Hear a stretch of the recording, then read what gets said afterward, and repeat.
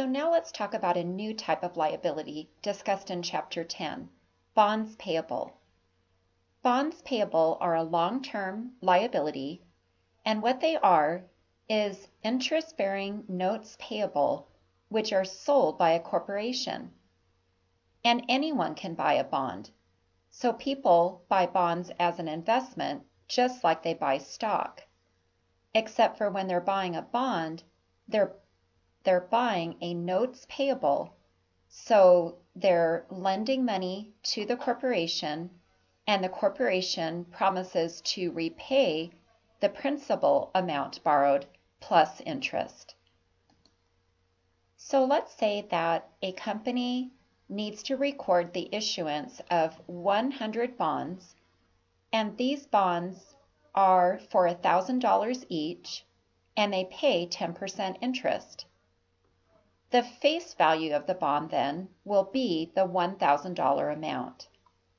And if we sell those 100 bonds for $1,000 each, so we're selling them at face value, the company is going to receive $100,000 cash total from all of the people that buy those bonds, and it will credit the bonds payable account.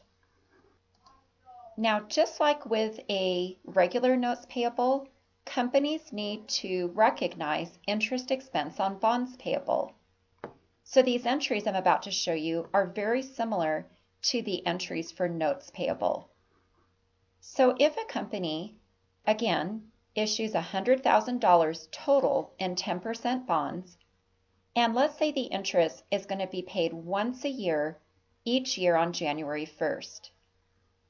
So if the bonds were issued January 1st and the fiscal year ends December 31st, a full year will have gone by, and the company will need to debit interest expense and credit interest payable to recognize the interest expense incurred in this fiscal year.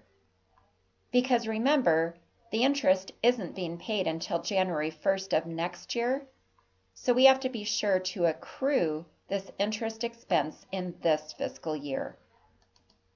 And then, of course, when the interest is paid in January, we'll debit interest payable to remove the liability from the books and credit cash for the amount of interest paid.